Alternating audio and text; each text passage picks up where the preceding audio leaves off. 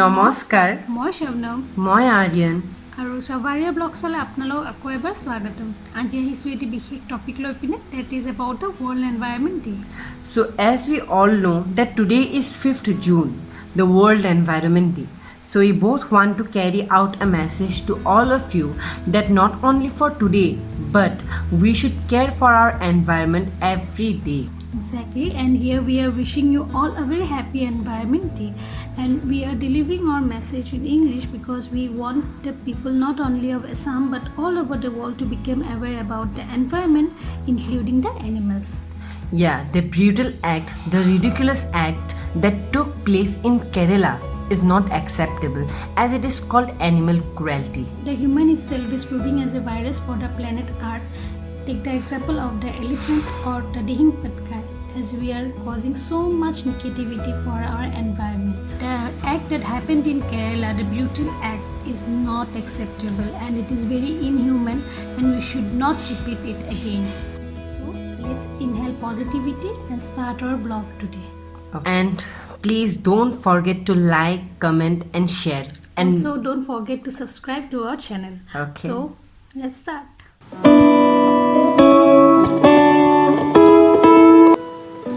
So, for our environment, we should always follow the 3 R's, that is reduce, reuse and recycle. আমিও আজি হেয়াই ফলো কৰিব try কৰিলোঁ আৰু west plastic bottles আৰু পেকেটছেৰে gardening কৰিব ল'লোঁ। প্ৰথমে আমি এটা ৰাইচ ব্ৰেন অইলৰ বটল ল'লোঁ আৰু দুটা পাৰ্টত কাট কৰি ল'লোঁ এনেকৈ। আৰু বটলটো তাৰপিছত আমি গৰম কৰি ফুটা কৰি ল'লোঁ আৰু এটা এনেকৈ স্প্ৰাইটৰ বটলো ল'লোঁ আৰু তাত এনেকৈ হোলছ বনালোঁ। হোলছখিনি আপোনালোকে বেছি ডাঙৰ নকৰিব, যিখিনি শ্বেপত লাগে সেইটো শ্বেপতে কৰিব। মই যেনেকৈ আছে তেনেকৈয়ে ৰাখিছোঁ, সেইদৰে হোল কৰিলোঁ। আৰু এটা এনেকৈ মিক্স ফ্ৰুট জুচৰ পেকেট এটা মই এনেকৈ কাটি লৈছোঁ ৰেক্টেংগল শ্বেপত।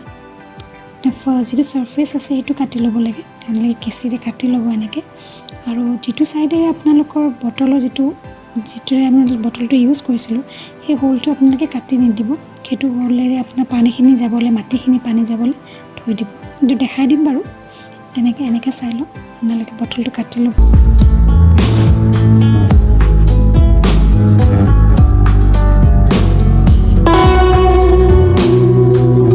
দৰে কাটি ল'ব।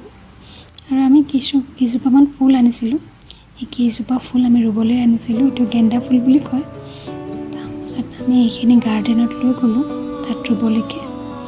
তাৰপিছত এনেকৈ বটলত যিখিনি হোলছ কৰিছিলোঁ সেই হোলছখিনিৰ ভিতৰত আমি ফুলকেইটা লাহে লাহেকৈ সোমাই দিলোঁ। তাৰ ওপৰত আমি মাটি ছটিয়াই দিলোঁ। এইটো আৰু এবিধ ফুল হয়, সেইটো আমি বটলত যিকেইটা হোলছ কৰিছিলোঁ তাৰ মাজে মাজে সোমাই দিছোঁ এনেকৈ। আৰু ইয়াক মাটিৰে ভৰাই লৈছোঁ, বটলটো ভৰাই দিলোঁ মাটিত। আৰু তাৰপাছত দুডাল গুণা ল'লোঁ, গুণা লৈ পিনে আমি ছাইডৰ পৰা এনেকৈ কাটি দিলোঁ, বিকজ আমি এইকেইটা হেং কৰিম। আপোনালোকে তলটো ৰাখিব পাৰে, কোনো কথা নাই।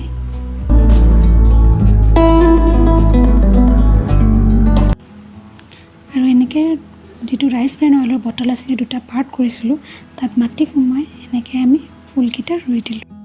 এই ফুলটোৰ নামটো মই নাজানো, মোক মামীয়ে আনি দিছিলে, মই একেটাই ৰুলোঁ।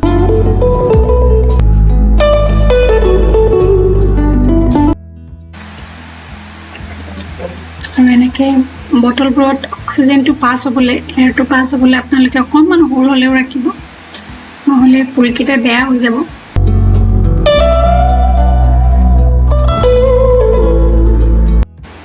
এইটো প্ৰচেছ গোটেইকেইটা বটলতে কৰিব, যাতে গোটেইকেইটা বটলত এটা নহয় এটা হোল ৰাখিব। আমি ইয়াতেও ৰাখিছোঁ যাতে এয়াৰটো পাছ হ'ব পাৰে।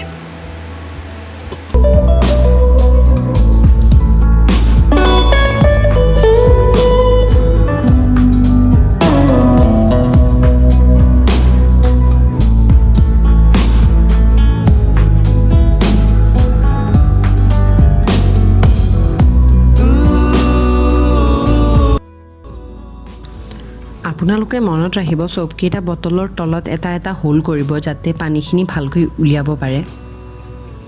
এনেকৈ দুটা কৰিলেও কথা নাই। এতিয়া এনেকৈ আমি এইটো টাবত ৰুই দিছোঁ। এইটো এটা পুৰণি আমাৰ এটা বক্স আছিলে তাত মই এনেকৈ মাটি ভৰাই দিলোঁ, বাহিৰৰখিনি ডিজাইন কৰি কালাৰ কৰি দিলোঁ আৰু ভিতৰত এনেকৈ মাটিখিনি ভৰাই দিলোঁ।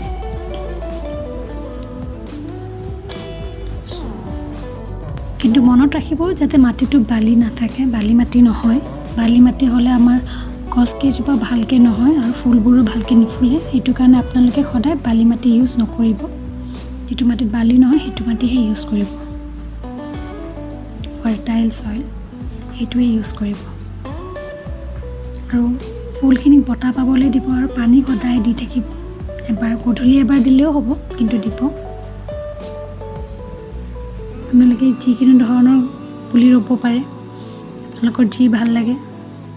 মই ভাবিলোঁ গাৰ্ডেনিঙৰ বাবে আজি কেইবামান ফুল ৰুওঁ, কাৰণ আগৰ পিনে বহুত দিনৰ পৰা ভাবি আছিলোঁ কিন্তু চান্স পোৱা নাছিলোঁ। লকডাউনত যিহেতু চান্স পাইছোঁ, আজি এনভাইৰনমেণ্ট ডে তাতে ভাল দিন এটা পালোঁ, সেইটো বাবে ভাবিলোঁ মই এনেকৈ ফুল কেইজোপা মানে ৰুই যাওঁ।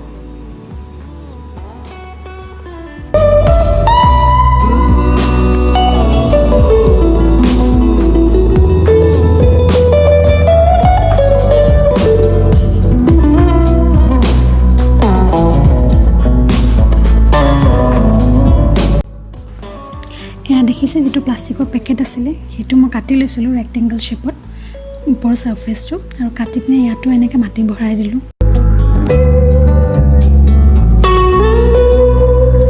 আৰু আপোনালোকে মনত ৰাখিব যাতে এয়াৰটো পাছ আউট আৰু ইন হ'ব পাৰে, সেইটোৰ বাবে হোলটো সদায় ৰাখি থ'ব এয়াৰ পাছ হ'বলৈকে। আৰু সেইটোৰ বাবে মই ইয়াতে যিটো ছাইডেৰে আমি জুচটো ইউজ কৰিছিলোঁ সেইটো ছাইডৰ হোলটো ৰাখি থৈ দিছোঁ, সেইটো বন্ধ নাই কৰা, যাতে এয়াৰটো পাছ হ'ব পাৰে আৰু পানীটোও যাব পাৰে। আপোনালোকেও এনেকৈ ফুলটো ৰাখি থ'ব। আৰু গেন্দা ফুল, যিটোক আমি মেৰিগ'ল্ড বুলিও জানো, সেইটো এনেকৈ ছিঙি লৈ পিনে আপোনালোকে ছটিয়াই দিলেও হয়। খালি মনত ৰাখিব যাতে ব্লেক পাৰ্ট যিটো তলত আছে, এয়া চাওক ব্লেক যিখিনি আছে সেইটো যাতে আঁতৰাই নিদিয়ে। সেইটো ৰাখি পিনে আপোনালোকে মেৰিগ'ল্ড ফ্লাৱাৰটো ৰুব পাৰে।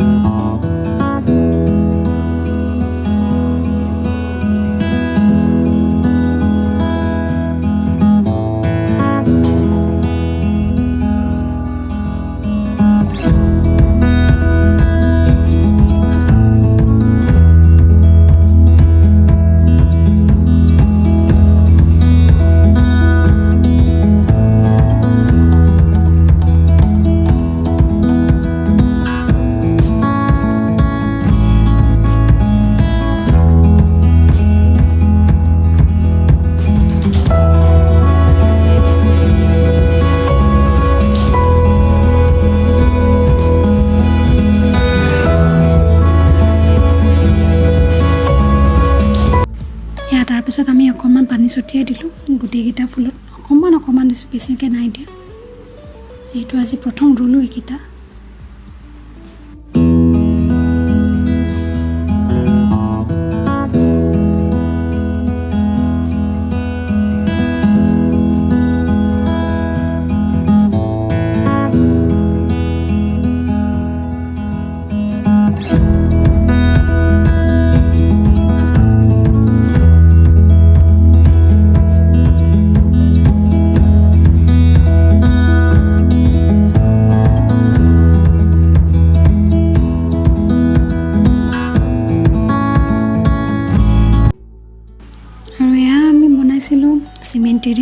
চিমেণ্টেৰে কেনেকৈ গাৰ্ডেনিং কৰিব পাৰি, কেনেকৈ ভাছ বনাব পাৰি, আপোনালোকে লাগে যদি কমেণ্ট কৰিবচোন, দেখাই দিম।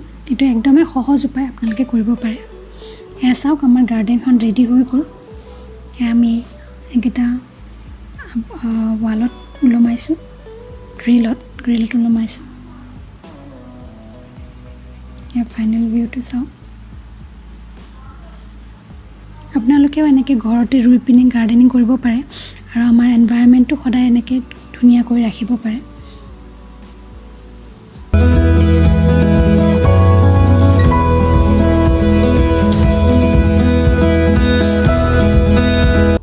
চাওক, আৰু আপোনালোকৰ যদি ভাল লাগিলে আপোনালোকে like, comment, share and subscribe কৰিব আৰু আমাক জনাব কেনেকুৱা লাগিলে আপোনালোকৰ।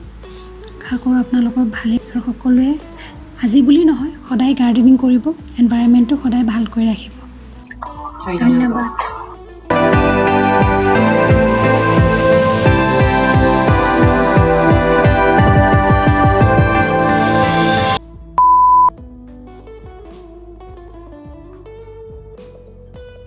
নমস্কাৰ মই শবনম মই আৰ্যন পাহৰি গ'লো নমস্কাৰ মই শবনম মই আৰ্যন আৰু here we are wishing you all a very environment day কি এনভাইৰনমেণ্ট বাবু ৰ না প্লিজ